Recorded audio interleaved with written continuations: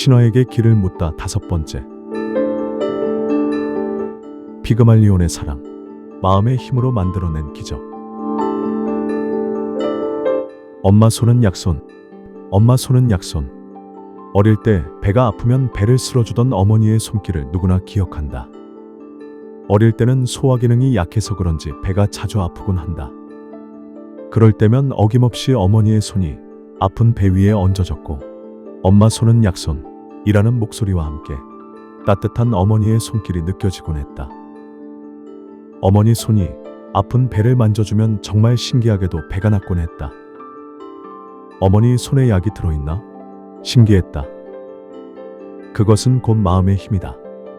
어머니의 따뜻한 손이 닿을 때 전해지는 위로와 위안, 그리고 어머니의 사랑이 아픔을 치유해 준 것이다. 이마에 상처가 나도 어머니가 호흡 불어주면 다 나은 것 같았고, 마음이 찢어지듯 아파도 어머니가 안아주시면 어느새 마음이 차분해지곤 한다. 마음의 힘은 그렇게 강한 것이라고, 사랑은 기적을 낳는다고 전해주는 신화 이야기가 있다. 바로 피그말리온의 사랑 이야기다. 신화에서 비롯된 용어 중에 피그말리온 효과라는 말이 있다. 무슨 일이든 기대한 만큼 이루어진다는 것을 뜻한다. 피그말리온 효과는 교육학 쪽에서도 많이 쓰이는데, 잘한다, 잘한다 라고 칭찬을 하면 용기를 얻어서 더 잘하게 되는 효과를 뜻한다. 반대로 스티그마 효과도 있다. 스티그마는 오명, 치욕, 오점이라는 뜻을 가진 단어인데, 안 돼 하다 보면 결국 안 되는 게 바로 스티그마 효과다. 이 용어들의 뿌리는 한 사람의 이름에서 비롯되었다. 키프로스 섬에 살던 조각가 피그말리온.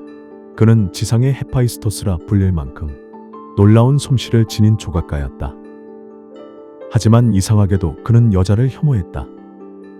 누구보다 완벽한 미를 추구하면서도 현실의 여인에게는 마음을 닫아버렸다.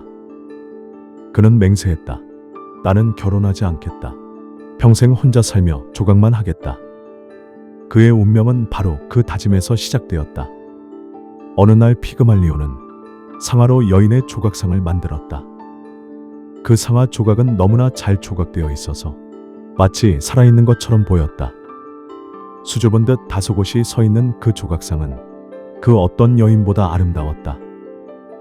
피그말리온은 그 아름다운 형상을 보고 또 보았다.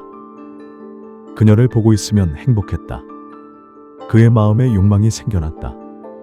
만약 이 여인이 살아 숨쉰다면, 그녀의 체온을 느낄 수 있다면, 그녀의 목소리를 들을 수 있다면, 그는 알았다. 이룰 수 있는 꿈은 소망이라 하고, 이룰 수 없는 꿈은 욕망이라 부른다는 것을. 하지만 욕망은 점점 커져갔고 그의 가슴을 조여왔다. 결국 피그말리온은 참지 못했다. 그녀가 상아로 된 조각상이라는 사실조차 잊은 채 그 앞에 무릎 꿇고 속삭였다. 사랑합니다. 조각상은 대답하지 않았다. 그래도 그는 멈추지 않았다. 사랑합니다. 사랑합니다. 조각상은 여전히 침묵했지만 그의 고백은 기도처럼 끝없이 흘러나왔다. 목에 진주 목걸이를 걸어주고 귀에 반짝이는 귀걸이를 달아주었다. 아름다운 옷을 입히고 그녀가 서 있는 것이 애처로워서 편안한 침대를 만들어 그녀를 눕게 했다. 피그말리온은 이제 그녀 없이는 단 하루, 아니 1시간도 살 수 없었다. 그러나 그 사랑이 깊어갈수록 조각이 조각일 뿐이라는 허무함도 함께 커져갔다. 한때는 여자를 혐오하며 나는 혼자 살겠다 맹세했던 그였다. 그런데 이제는 마음이 바뀌었다. 그는 결혼하고 싶었다. 다만 그의 신부는 오직 그 상아로 만들어진 존재여야만 했다. 섬의 가장 큰 명절이 돌아왔다. 그 섬은 아프로디테가 대지 위에 첫 발을 디딘 곳이었다. 키프로스 사람들은 그곳에 아프로디테 신전을 세우고 해마다 큰 축제를 벌였다. 신전 앞에는 꽃과 향, 과일과 향기로운 제물들이 가득 쌓였고 사람들은 노래하고 춤추며 사랑의 여신을 찬미했다.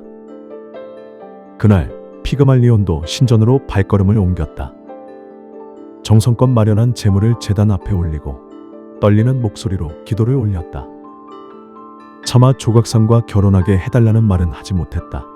그 대신 이렇게 속삭였다. 여신이시여, 제발 제 조각상과 닮은 여인을 제 아내로 허락해 주십시오.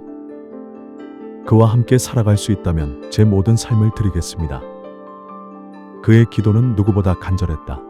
마치 심장이 제단 위에 그대로 내려앉는 것 같았다. 기도를 마치고 돌아온 피그말리오는 늘 그랬듯 조각상 곁으로 다가섰다.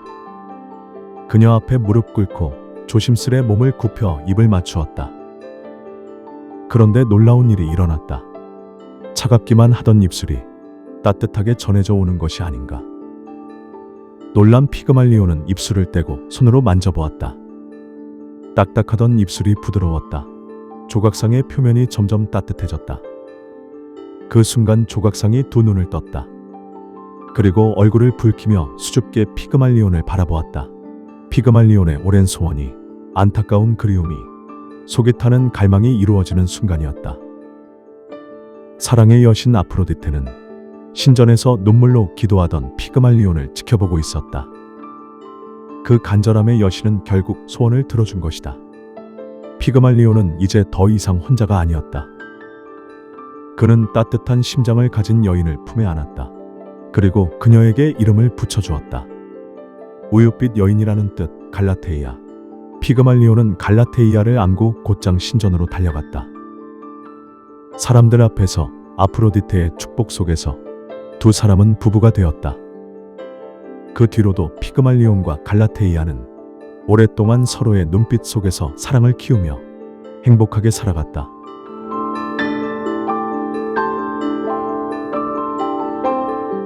간절히 원하는 것은 이루어진다는 의미로 인용되는 피그말리온 효과는 우리에게 마음의 힘을 전해준다. 마음이 가는 방향으로 운명도 간다. 마음이 지극하면 하늘도 움직인다고 해서 지성이면 감천이라고도 한다.